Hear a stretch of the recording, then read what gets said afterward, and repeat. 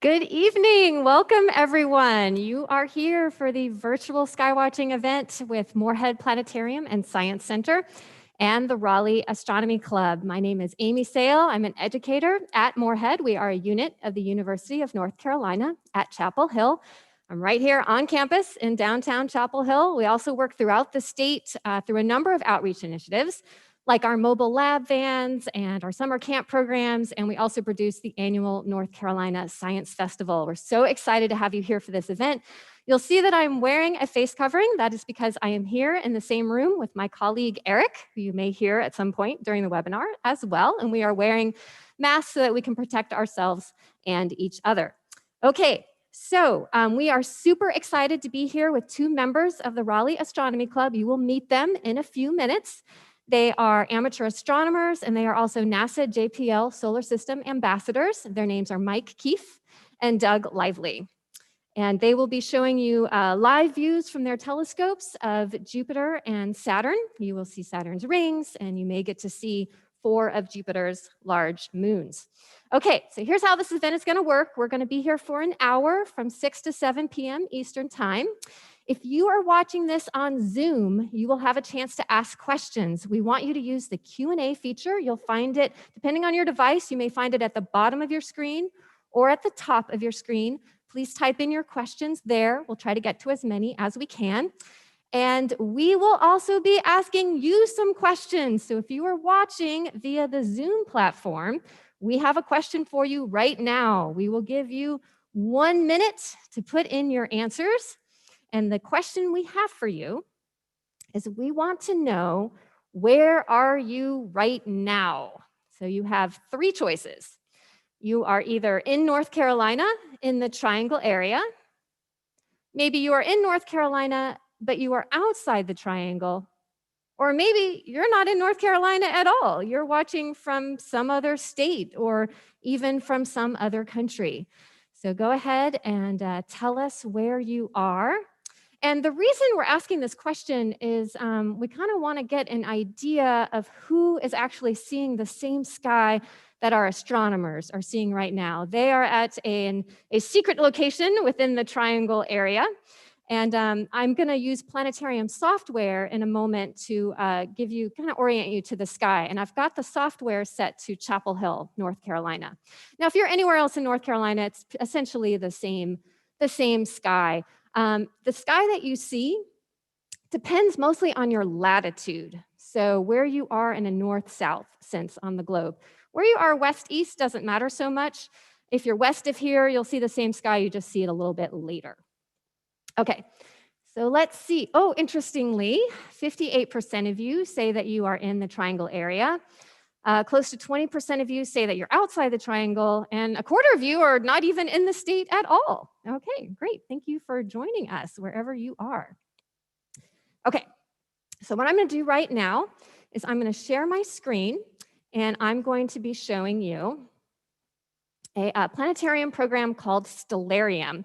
Those of you who are watching on Zoom are going to put a link in the chat so that you know where to find this Planetarium software. It's free, open source software. You can download it for your own device. There's also a web version you can use without downloading anything. What I'm showing you right now is the sky as it looks like from North Carolina, specifically Chapel Hill, but it's pretty much the same anywhere in the state. Right now, if you're watching this live, so just a few minutes after 6 p.m., you'll see that Stellarium gives you an odd view. I don't know about you all, but I don't live in a bowl where the grass curves up like that around me. What we've done is we have taken a 3-dimensional thing and put it on a 2-dimensional screen. So I'll use my mouse to kind of show you. You'll see the night sky here. It's still kind of getting dark. You'll see the grass. And then we've kind of distorted the view so you can see a little bit more of the sky. So we're looking south. You'll see an E for east, and you'll see a W for west. And you may know today is the winter solstice in the northern hemisphere. It was the shortest hours of daylight and the longest night of the year. Great time to go stargazing, moon gazing, and planet gazing. You'll see that Stellarium has put labels on some objects, the moon, a bright star called Altair, and then also some planets. If you're looking for Jupiter and Saturn right now, you might be having trouble reading the labels. And that is because they are so close appearing in the sky but Stellarium's labels overlap. If you were just popped outside, maybe you just looked already, and you have seen these two planets look like they're practically on top of each other. They look like they're massively violating social distancing. This is called a conjunction, when two planets appear to pair up from our point of view on Earth. Now, Jupiter and Saturn do this every 20 years. It's just that this is the closest conjunction since 1623, and it's the closest readily observable conjunction of Jupiter and Saturn since the 1200s. So this is kind of a rare thing to see them this close. And I'm going to click on them, and then I'm going to zoom in, and you will see, now adjust your expectations for what you're going to see through the telescope eyepiece. It's not going to look quite like this. This, again, is a simulation with Stellarium. And you'll see that we're highlighting Jupiter right now. You might notice it's dark cloud bands. You can see up to 4 of Jupiter's large moons, Io, Europa, Ganymede, and Callisto. And then to the right of your screen, you see Saturn and its beautiful rings and some moons. And you can see that, in fact, they're not on top of each other. And in fact, they're hundreds of millions of miles apart from each other. Jupiter is roughly 500 million miles away from Earth, and Saturn is about another 500 million miles past that. So they're actually giving each other a lot of space. Okay, so I hope our astronomers are getting ready to show us some things. I will stop sharing my screen, and I will see if Mike or Doug might be ready to share a view with us. Hi, Amy. It's Doug Lively. I can share a screen now. All right. Tell us what we're looking at. Is this Mike? This is Doug. It's Doug. So hey, what Doug. We're doing, this is Doug Lively with Raleigh Astronomy Club. I'm a solar system ambassador, as well as Mike is. So we are at a secret location, but we are on top of a parking deck. And so as a result, we're getting a lot of vibration from some of the cars entering the deck. This is why the image looks a little jumpy right now. But in the upper left-hand corner, you can see that there's Saturn. Amy, I hope you're able to see that image as well, right? It's beautiful, yes. The rings are obvious. Right, so the rings are obvious. And so what I've done, to do that, I've overexposed Jupiter. So we've kind of washed out the moons of Jupiter. So, and then that's, of course, the big bright spot you see is kind of jumping around. This is actually the planet Jupiter. And as Amy said, Jupiter is about 551 million light years away from us. 551 million miles away from us. And then Saturn's about almost 1 billion right now. So that's what we're looking at. Again, we are a bit suffering a little bit from vibration. That's why you see the images moving around quite a bit there on top of the parking deck. But, all right. Any questions or anything? Well, I've got one question for you. Some people may be wondering why you are at the top of a parking deck. And I'm guessing the answer probably has something to do with North Carolina's trees? Exactly. It's a beautiful thing. We have a lot of beautiful trees here in North Carolina, but they do present a challenge when it comes to observing. So we found a parking deck. We're on the top of it. There are a lot of people up here who have actually decided to come up here to the deck. And so they're also enjoying a really beautiful view. If you're actually out right now looking at it, or have been out, it literally does look like one new star in the night sky. The two are literally one star. But up here on the top of the deck and through a telescope, we can actually split this. This is about 6.1 arc minutes. And so, again, to the human eye, it just looks like one image, but in the telescope, we can actually split that apart. That is beautiful. And if people want to try this at home, one way to kind of get a feel for just how close together these planets are right now, they're about 1/10 of a degree apart. If you take your arm and stretch it out all the way, no bend in your elbow, hold your arm out all the way, then hold up just your pinky finger. The tip of your pinky finger easily covers more than 1/10 of a degree. It actually covers about 1 degree in the sky. So you can easily cover up both of those planets with just the tip of your pinky. Of course, in reality, they are much bigger than the tip of your pinky. It's all a perspective thing. And then, Doug, I know that the planets are going to set at roughly for the triangle area about 7:20 p.m. tonight. Some people are wondering, what if their weather is good tomorrow? Could they try again tomorrow? Absolutely. Tomorrow is they're only gonna separate just a little bit, so this conjunction is really lasting over maybe about 3 days. So tomorrow night it's going to appear to be one one star as well. So according to at least the last time I looked at the weather, it looks like it's good. I would definitely encourage people to try.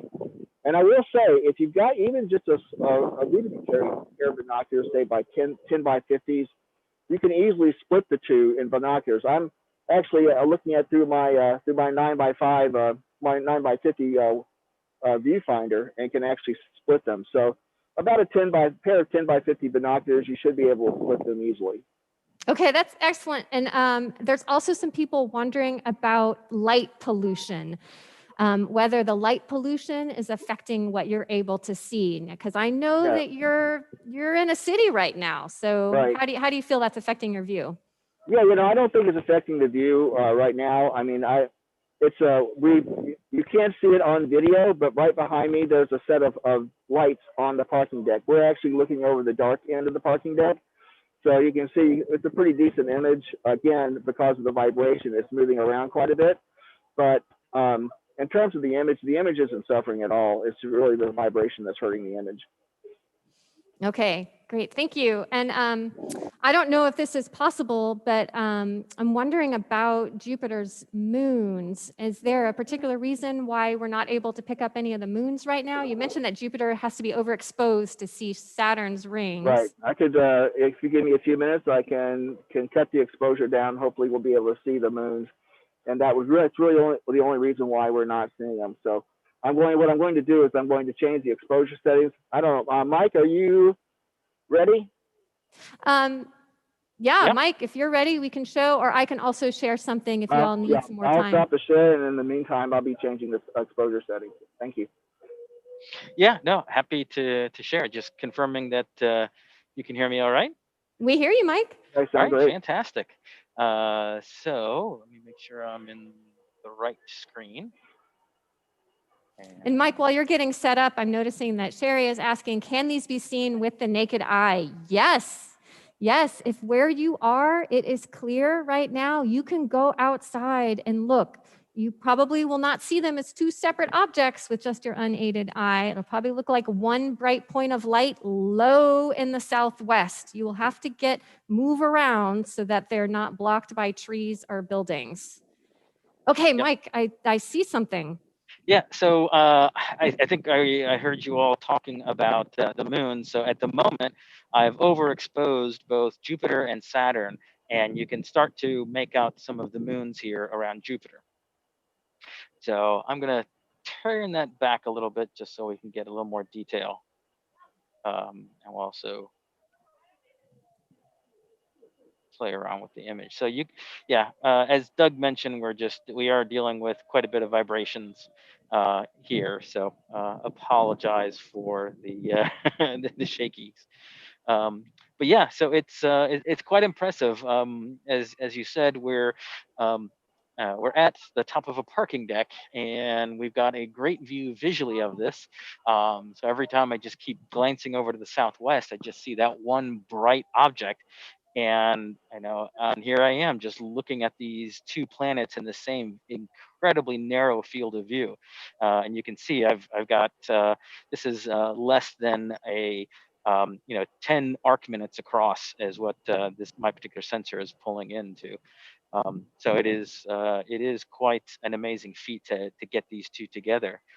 And something I also want to share with folks is, if you think about the planets themselves, they are not emanating or any light whatsoever. So this is only sunlight that we're seeing bouncing off these planets.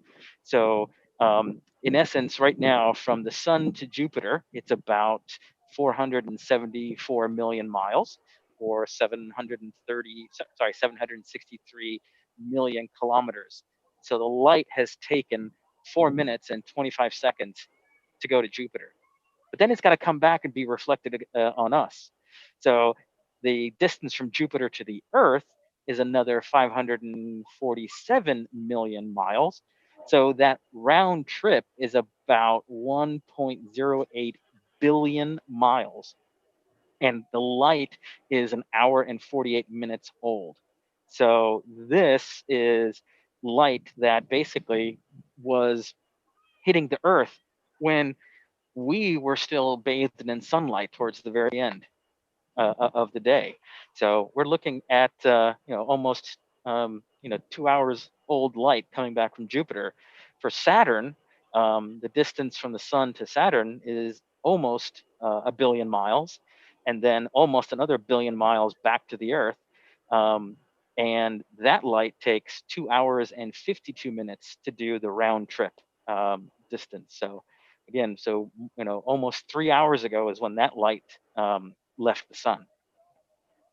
Wow. And so when we look at Jupiter and Saturn, we are seeing them as they looked when the light left them to get to us. So we are looking at these planets in the past. Your telescopes are time machines. We definitely like to play up on that a lot. So, and you can see the inherent dimness or the difference in brightness of the two in this particular exposure. So I'm trying to get at least some detail on Jupiter, and Saturn is barely visible. So and it is. some questions are coming in. Jack is wanting to know what the rings of Saturn are made up of. As best as we can tell, I've never been there, so I haven't been able to sample them. But from what we're told, they're basically made up of dust and ice. And I think there are many different theories on exactly how they were formed and what they're made out of, in terms of what keeps them nice and fresh. But there is evidence to suggest that they keep being refed through cryovolcanism from some of the moons around Saturn. Excellent. Yeah, Thank basically, you. dust, ice, a few rocks. I think there might be a few boulders about the size of a car or a house that have been seen, but a lot of it's very fine and very reflective particles. Okay, Noelle is fascinated by the dust situation. Mark wants to know about the speed of light. Now, he asks it this way: what is the speed of light in miles per hour? And I would have to do the math on that because I only know the speed of light in miles per second. And the speed of light is 186,000 miles per second. And I don't know about you all, I cannot do math when hundreds of people are watching, but Mike, if you happen to know the answer, feel free to. Off the top of my head, I do not know. And we need a calculator that goes out a lot of different places. Wow, we have somebody watching from the Middle East. Oh, fantastic. I do know that the approximate distance of 1 light year is about, I think it's in the neighborhood of 6 trillion miles, give or take a couple, billion or two. Yes. 1 light year, about 6 trillion miles. Excellent. Yeah. Okay. Okay, so it's pretty fast. It's 1.4 times 10 to the 9th miles per hour. So it's pretty fast. So. All right. Thank you. Overexposing in the hopes of being able to maybe catch some of Saturn's moons. If let's give me a few more minutes here on the exposures.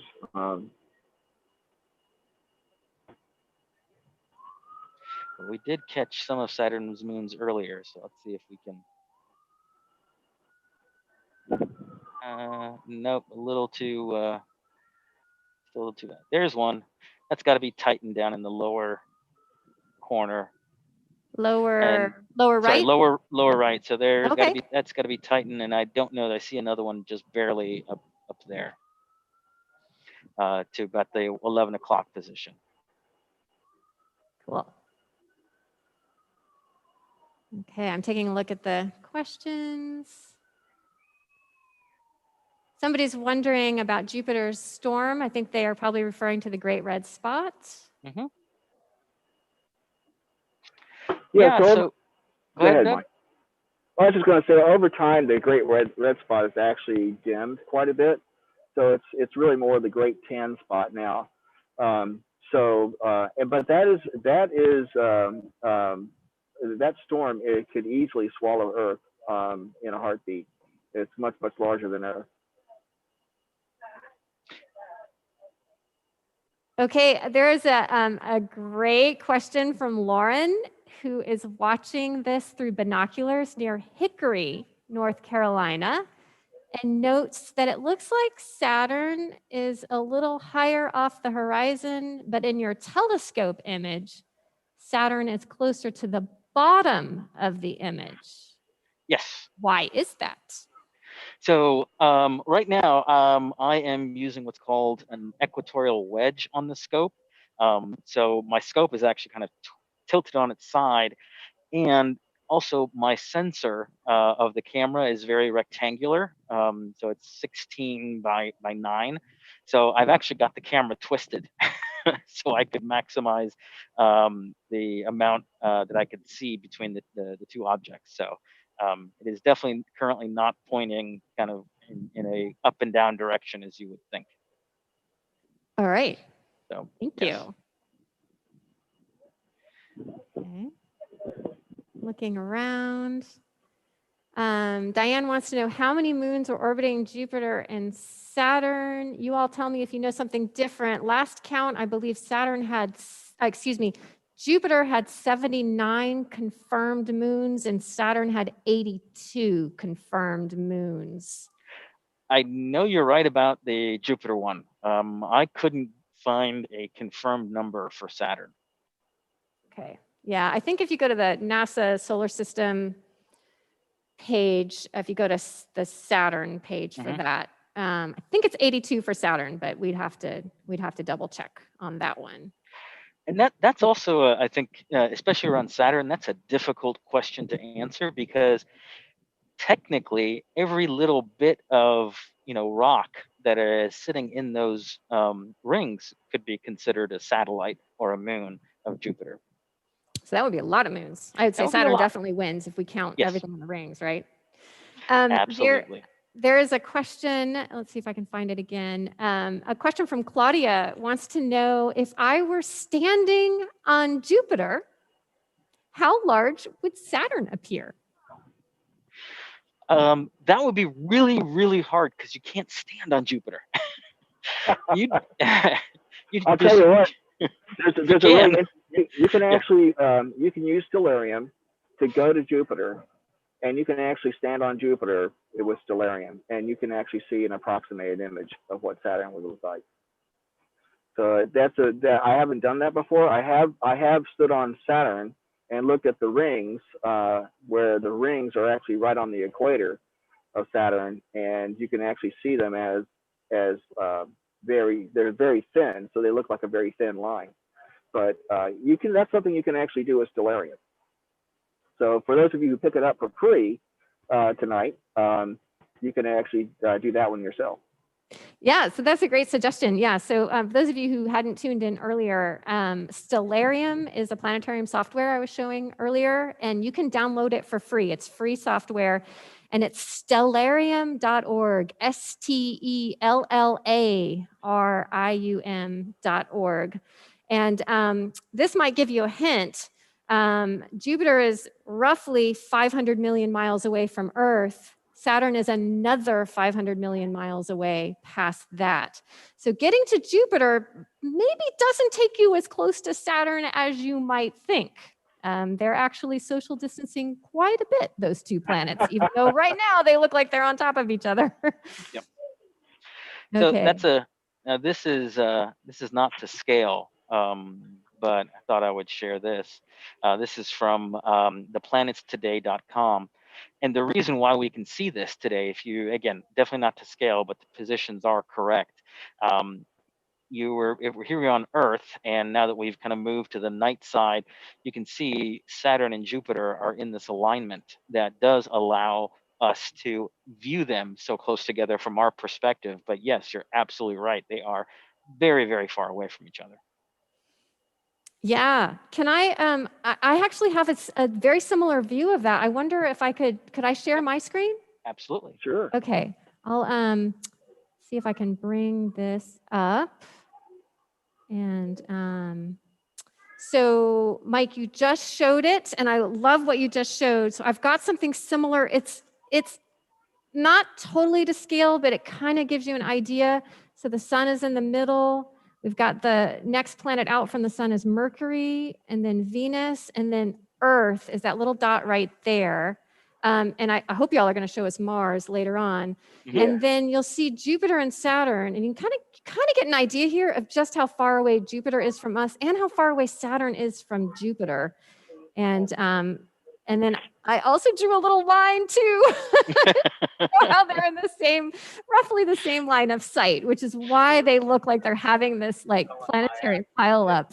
And by the way, this planetary pileup has been a slow motion thing that has been going on all summer and fall. So I hope you all have been watching these planets for months now. Oh yeah, absolutely. And we've got a question from someone who wonders how far up from the horizon is this? And I might add, your mileage will vary, the answer to this question, depending on where you are. But for you all, I'm muted. Yeah, right now it looks like it's about 10 or 11 degrees, I think, for me. Okay. I'm just guessing it. So 10 or 11 degrees, so this would be true for anybody watching more or less from the triangle area. If you want to measure that distance, hold your arm out all the way, make a fist, and your fist basically covers about 10 degrees. Mike, you're very accurate. I'm actually looking at using a clinometer to look at that, and the star is exactly 11 degrees. So 11 degrees. Right okay. on it, man. And all right, my fingers are the correct size then. And for my body. Good. Glad you all are normal there. Someone else had asked, are they getting higher as the night goes on? And I have bad news. They are only getting lower because they are in the west and they are setting. Anything in the west is going to be setting because of Earth's rotation. So it sounds like you all could probably confirm that. They've been getting lower while you've been out. Oh, yeah. Yes. Definitely getting lower, and I will say that it's also very much what we would say kind of we'll say it's in the muck of the atmosphere at the moment. In the muck. Okay. You can definitely begin to tell that. Get ready to show either the moon or Mars, and then I can show Stellarium. Which one do you all want to try for first?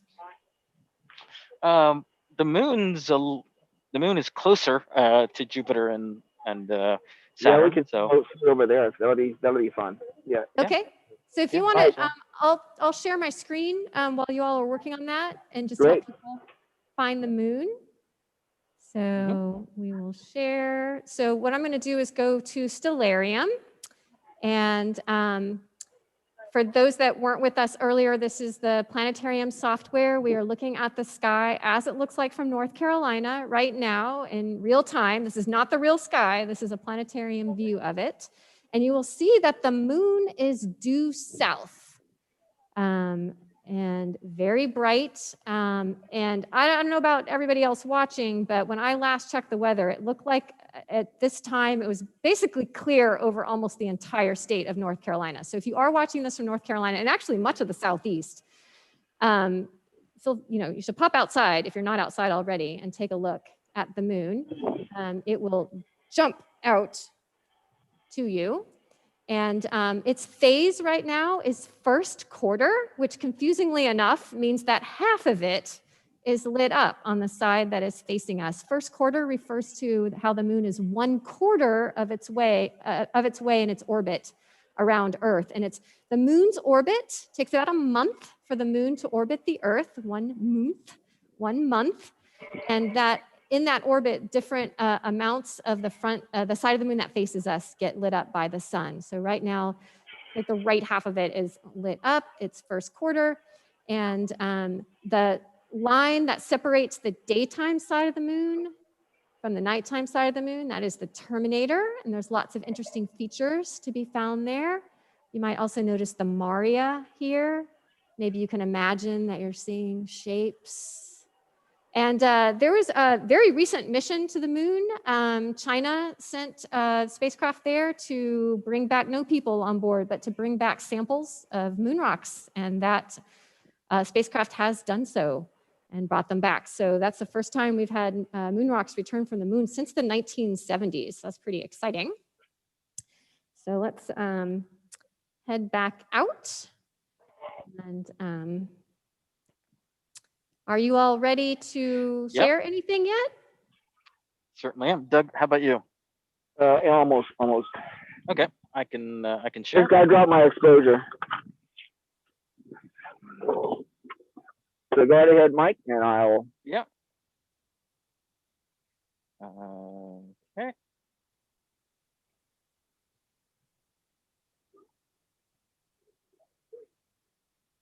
All right, I should be sharing.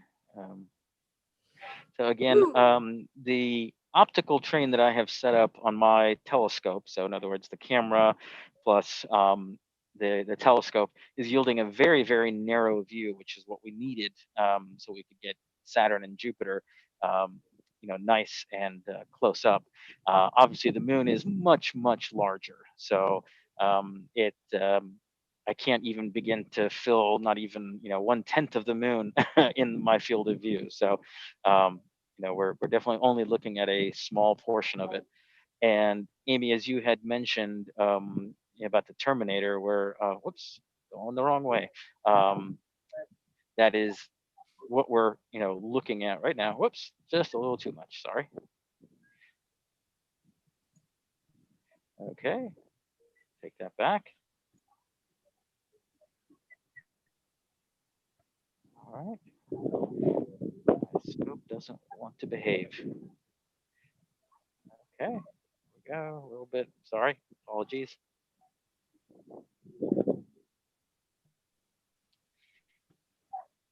Technical difficulties. Let me make sure my telescope is still connected. Well, a car just drove behind us, so. Yeah. Okay, there we go. Oh, I see it. Yep. Okay, come on. And again, the fact that I've got it kind of in this weird position makes it hard to really kind of figure out which way I need to push the scope, because it's kind of twisted and sitting in the fact that the camera's at a 90-degree angle. So yeah, sometimes it's hard to tell which way I'm supposed to move it. So there we go.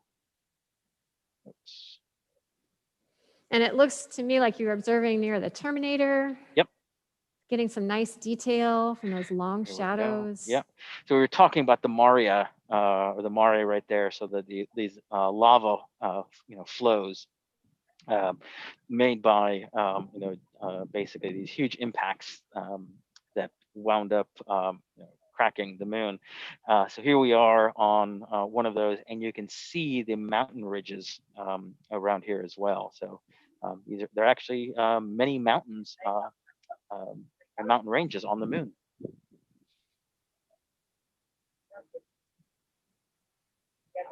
And I wish I could actually tell you which one this is, but it's hard to tell.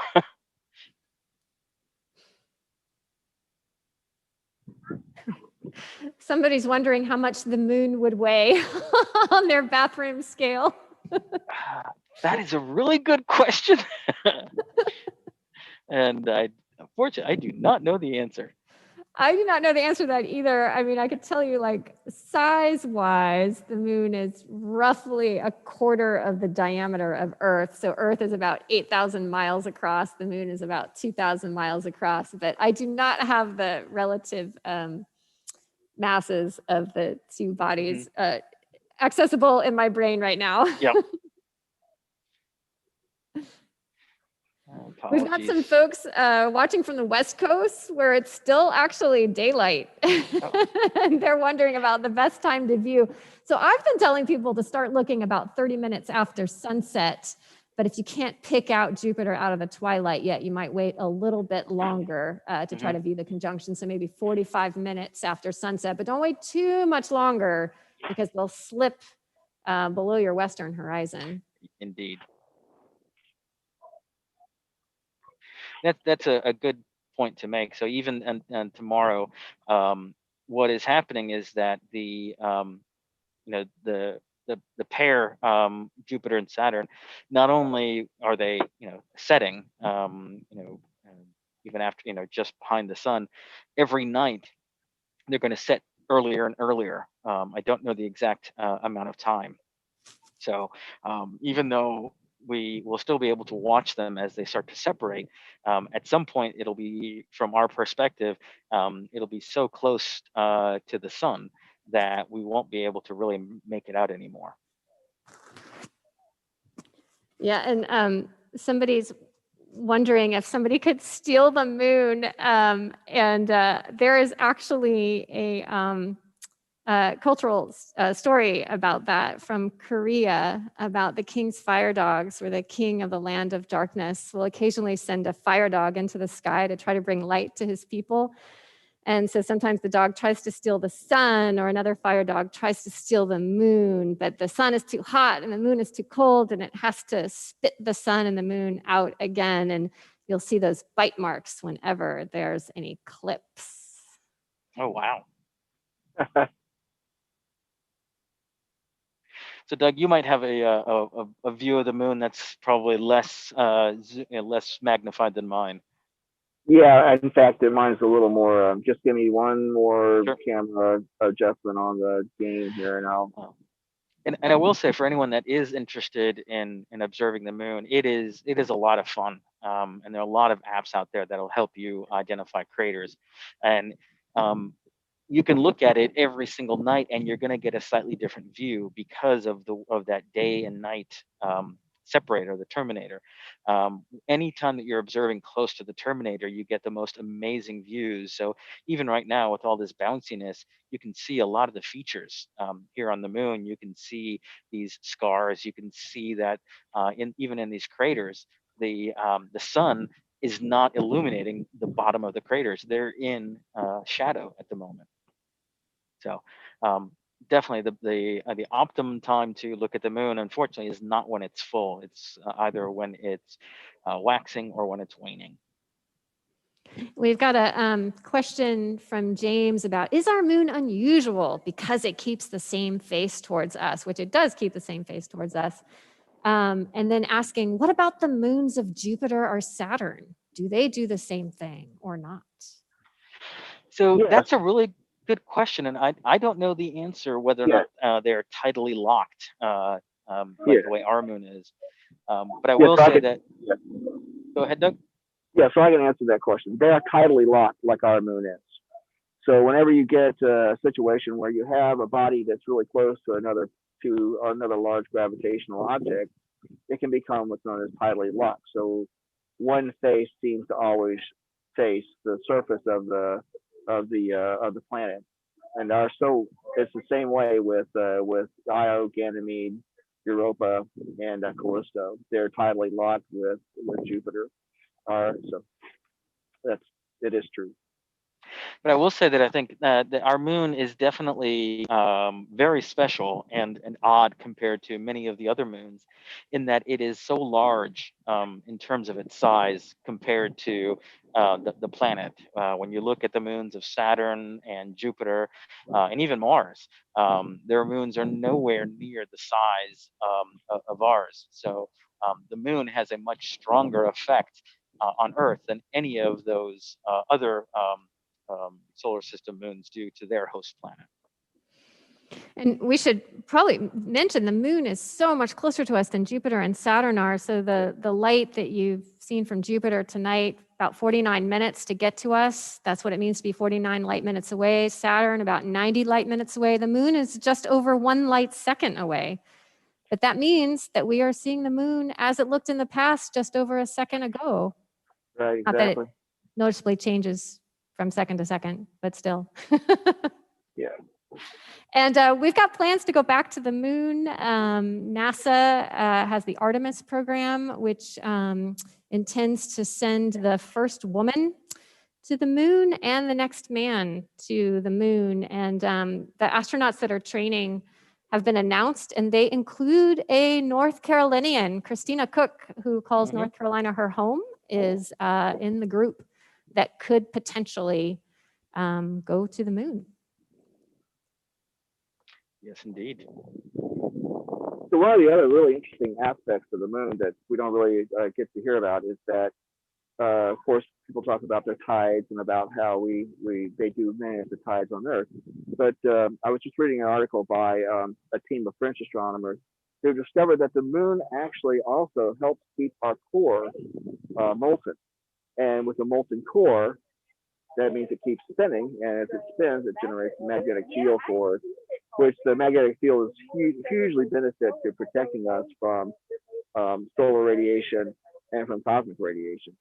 So that's one of the really great benefits. I don't think this has been, until recently, has been known about what the moon does for us. And when you think about the other planets that actually don't have moons, like Venus and like Mars, there is no magnetic field. The magnetic field is actually very weak there.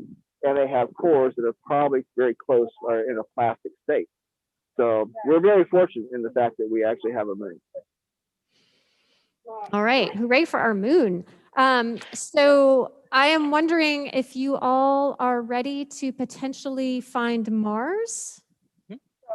Yep. Would that be all right? Yeah. I don't know, Doug, if you want to share your view of the moon. Yeah, mine is still pretty, okay, well, the moon is still pretty wiggly, so that might be better to go over to Mars, but yeah. Okay, oh, well, if you're, Doug, are you saying you've got a view of the moon you want to show? Sure, I'll show it. Okay. Would love to see, and then I'll, after you're done, I'll go to Stellarium and show people how to find Mars naked eye first, and then we can go to those. And so it's, again, I'm still getting a lot of vibration from cars going behind me, but that's the moon right there. You can actually see right along the terminator. Again, it is a bit wiggly, so I do apologize for that, but yeah. But as Mike kind of alluded to, these large dark areas that we call Mars. Hey, Doug, yep. I don't think we're seeing your telescope view. Oh, really? We are seeing the Moorhead Planetarium website, which is cool. You should all visit the website. I will. How about that? There we go. There we go. Okay. Okay, there. So yeah, I mean, these mirrors are really areas where we've had massive impacts on the moon, and literally an asteroid has punched through the crust of the moon, and really magma has poured out, almost like a tsunami in a way, and actually filled up these lower areas in these basins, creating these really large dark pools. And so that's what we actually see in the Moorhead. So it's really, they're really interesting to study and everything. So, but again, getting a lot of vibration from cars, so it does look a little wiggly. So, all right, I think we could probably slew over to Mars if you want, Mike. Yep, just got to get it in focus. If y'all want to stop sharing your screen for a moment, I will show Stellarium again to get people ready to find Mars. Okay, so hopefully you all can see this is the Stellarium Planetarium software. This is showing you the view from North Carolina. We know not all of you in North Carolina right now, but this is the view from Central North Carolina. If you're watching live at 6:44 p.m., you can see, for example, that Saturn and Jupiter are setting, which is why if you tuned in late, we are sorry, but they are lost in the muck of the atmosphere. So hopefully most of you were able to see these two planets looking like one point of light to your unaided eye earlier. If not, try again tomorrow night. You want to look 30 to 45 minutes. Don't wait more than an hour or so after sunset, because they just get lower and lower. Anything over here towards the west sets as the night goes on. Okay, So we saw Jupiter and Saturn earlier at the beginning of the program. Then we moved to the moon, which is really nicely placed high in the southern sky, and Mars, even better, high in the sort of south-southeast sky. So for those of you that want to try to find this on your own in the real sky, give you all some planet finding tips, because when you walk outside, there will be no label on any of the objects. So you've got to have a method. And here's the thing, planets kind of look like stars. They sort of look alike. They look like points of light. So how do you tell the difference? Planet finding clues that I like to use. Number one, planets tend to be bright, sometimes brighter than the brightest stars in the sky. This is true, especially right now, of Jupiter and Mars, very bright. They will grab your attention. So clue number one, planets tend to be bright. Clue number two, what you need to remember is that it goes twinkle, twinkle, little star. It's not twinkle, twinkle, little planet. Stars twinkle, planets usually shine more steadily. So if it looks like a steady point of light that's pretty bright, you're probably looking at a planet. There's one more clue. Planets don't appear just anywhere in the sky. They all appear near or on something called the ecliptic. So I just added the ecliptic to Stellarium. You'll notice that Saturn and Jupiter are near the ecliptic. You'll notice the moon is near the ecliptic too, as is Mars and Uranus, which don't count on seeing that one naked eye. It's very dim. So the reason why planets all appear kind of along the same line is that they all orbit the sun roughly in the same plane. So another way you can think of this is the apparent annual path Mine is really tiny. sky or the projection of Earth's orbit out into space. So another thing is that the constellations that the planets Mars appear is to like move really through tiny. are the constellations of the zodiac. So if you learn your zodiac constellations, you see something bright, shining steadily, looks like it doesn't really belong in that zodiac constellation, you're probably looking at a planet. Okay, so let's just zoom in for a moment on Mars. And here it is. It's in the constellation of the zodiac known as Pisces. Let's zoom in a little bit, take a look. You can see two of the Martian moons. Do not count on seeing these through the telescope view. And don't count on seeing this much detail through these telescopes on the top of the parking deck. But this gives you an idea. Mars, by the way, has a very noticeable tint to it, a little bit of color to it. It is called the red planet for a reason. It really does look kind of reddish or orangish or pinkish to you. So if it is clear where you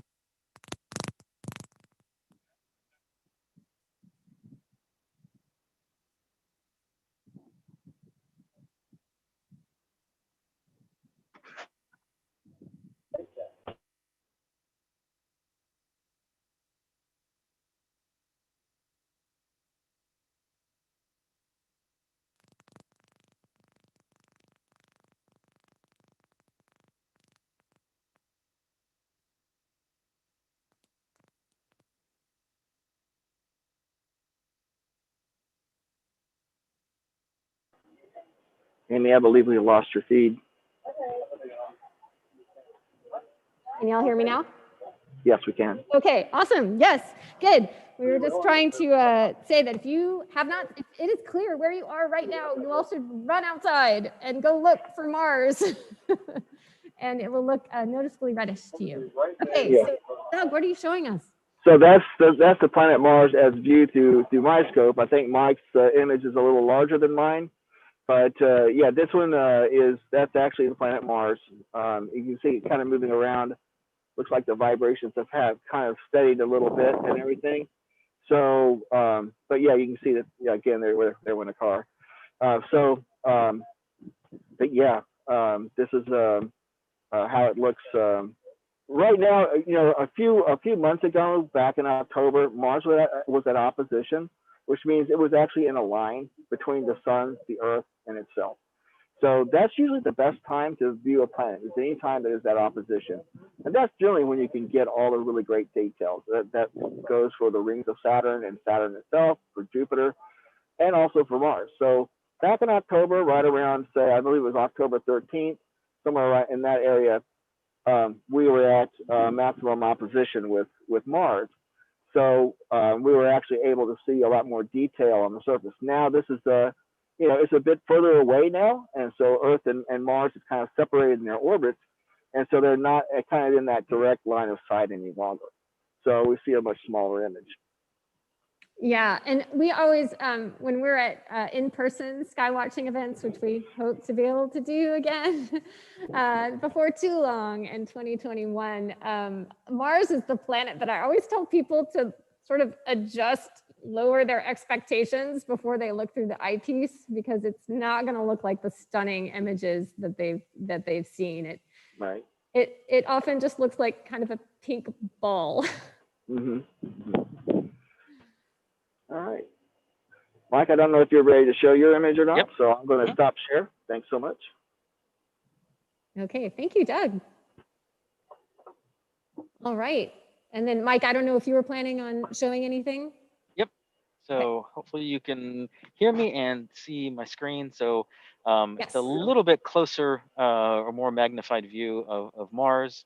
And again, we're lots of vibrations that we're dealing with. So Yeah.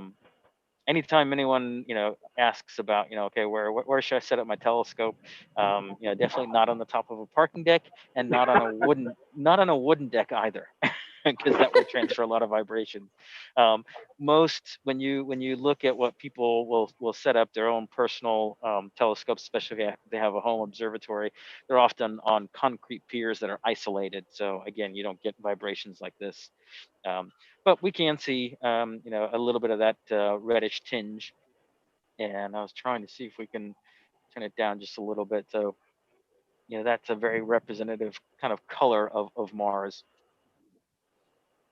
Yeah, and just for those that tuned in late, the reason why you all are on the top of the parking deck is because you needed a really clear view down to the southwest. You also needed a place that would have internet.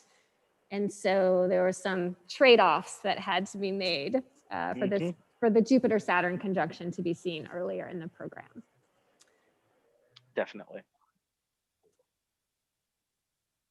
And I'll mention while you're working on stuff, there is a spacecraft. There's actually more than one spacecraft headed to Mars right now. The NASA spacecraft is the Perseverance rover with a helicopter on it called Ingenuity.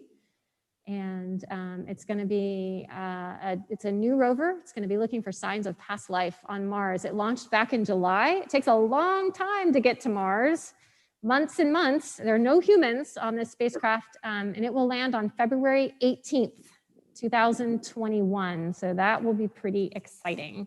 So you all will want to keep your eye out for that, the Perseverance rover landing on Mars. Yeah, and there should be some, I know there are several, talking about several events to kind of commemorate that. It'll be, I think, in the mid-afternoon for us here on the in the East Coast. So.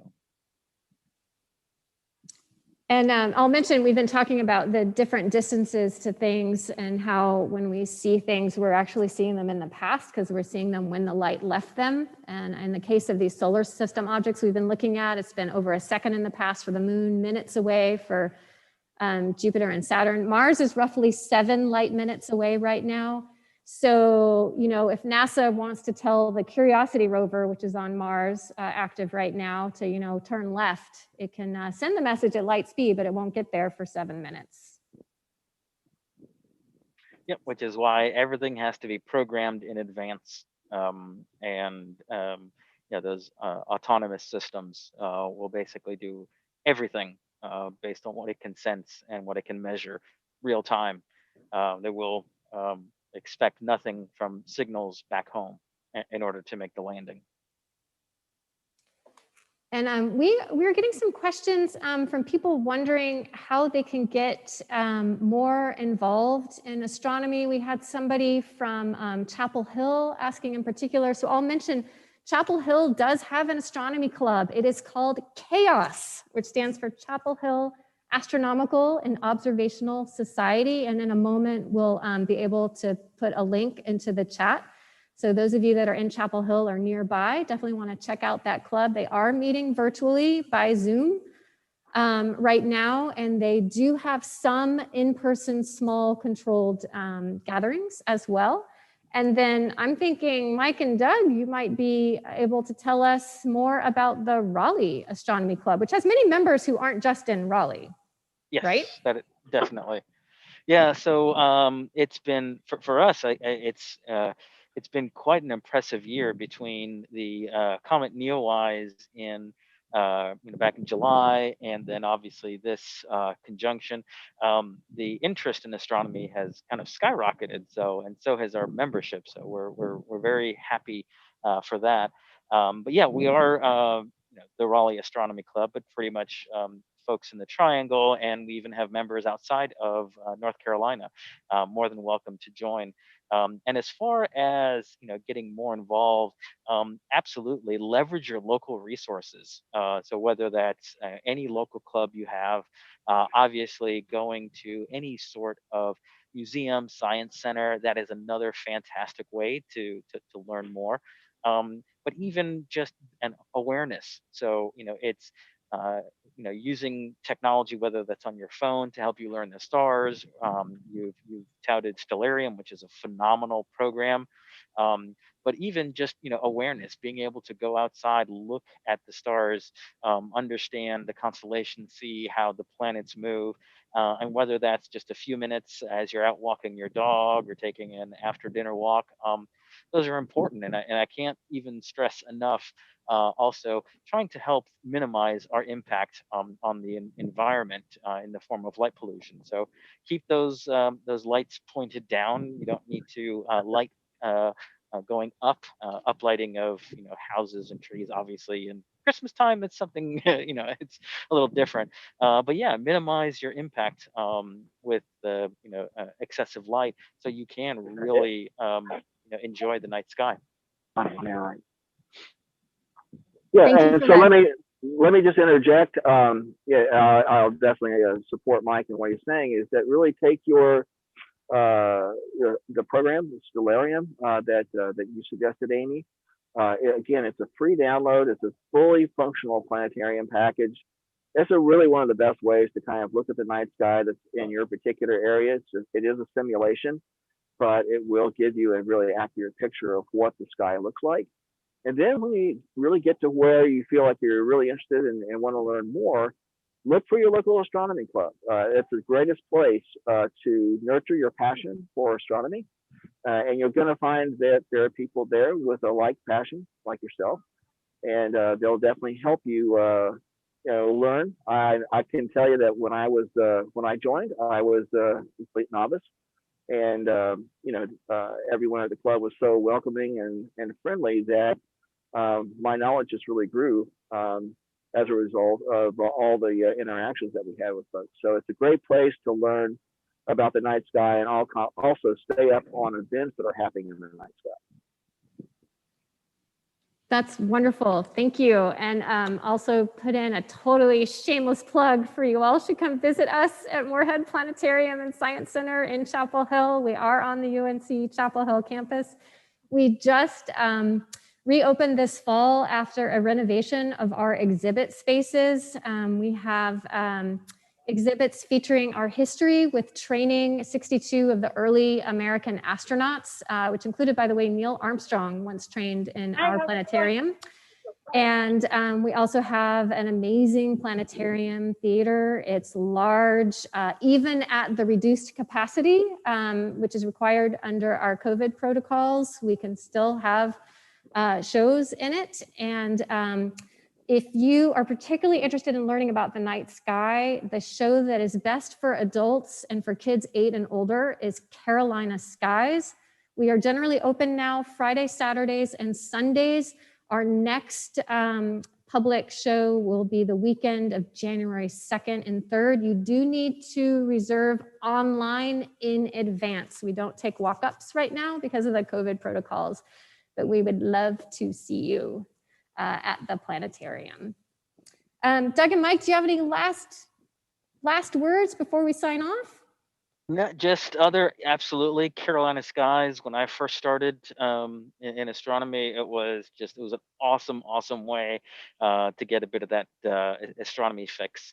So yeah, can't tell everyone listening, how just wonderful, wonderful program. So Yeah, I'll add. Please take advantage of Moorhead Planetarium. It's a great place to visit, and we'll certainly you're going to learn a lot when you go there. And Amy, you've got some great programs there, and we always look forward to hearing. Thank you so much, you two, for helping us out tonight. This was our very first virtual skywatching with you all, and I hope everybody learned a lot. Thank you, Doug and Mike. I also want to thank my colleague Eric, who is here in the room with me, troubleshooting like crazy and making things happen. And we hope to see you all online again soon. Thanks for joining us, and y'all happy winter solstice, and have a great rest of the year. Goodbye, all. thanks. Bye-bye. Good night. Bye. Bye.